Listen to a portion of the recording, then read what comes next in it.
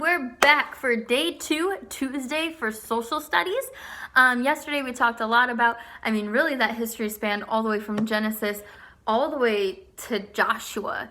Very, very appendix, very, very shortened version of that, clearly, as Genesis through Joshua is not half a page long. It's much, much longer than that.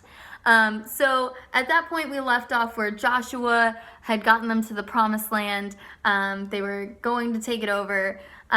If you go further from that, you learn later that they get judges, which were their people in command. It's not quite a king, but it's people that God put in charge. And the people of Israel were kind of going through a cycle of, okay, we're listening to God, we're worshiping God, and then, oh, look, we're neighbors with people who don't worship God, and we're going to fall into their habits, and oh no, now these people are taking over our land, and let's cry out to God, and okay, now we're worshiping God again because he saved us, and it was a whole vicious cycle, right? And then eventually they were like, everybody else has a king, why don't we have a king? This is ridiculous. And God was like, fine, you want a king? You get a king. And that's where we kind of come in today. So they were complaining to God, and God was like, fine. So here's what it says. When the 12 tribes couldn't figure out how to govern or organize themselves, the people of Israel asked for a king to be named. This part of the Israelite history is called the United Monarchy, a time when Israel was unified under one king. All of Israel under one king. So even though there are 12 tribes, they all were under the one king. Their first king, Saul, was not very well liked. In fact, he was the one that tried to kill David, as you'll read. If you read 1st and 2nd Samuel, you'll see that a bit. Israel's second king, named David, did a much better job. He was called the man after God's own heart. So even though he made some pretty major mistakes, he had some, what we would consider major sins, even though all sin is the same, but we would be like, whoa, you did what now?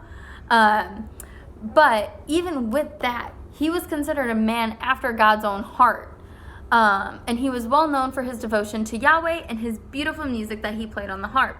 The United Monarchy expanded under King David's rule, and he named his son Solomon as king. So after David came Solomon. Solomon was a very wise king, and he served well as Israel's third king.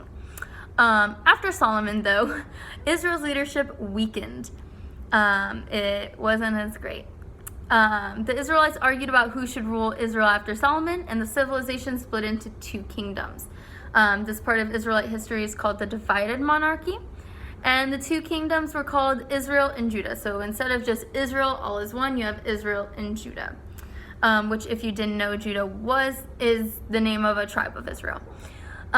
These 2 groups were eventually taken over by different Mesopotamian cities. They were enslaved for years. They were taken over, that kind of thing. There's a lot of history there that I could get into that I won't right now. So they were taken over by different civilizations. Israel history after this moment goes back and forth between different people conquering Israel. Again, tons of history there. Setting them free, conquering Israel again, setting them free, conquering them again, over and over and over again, which you see throughout the Bible. All right, so go ahead and answer those questions. And tomorrow we're going to talk about what happened after the monarchy. So all of these people, all of these different civilizations are taking them over, and then they get free, and then they get taken over again, and then get free, and on, right? So tomorrow we're going to talk about what's happening during and after that.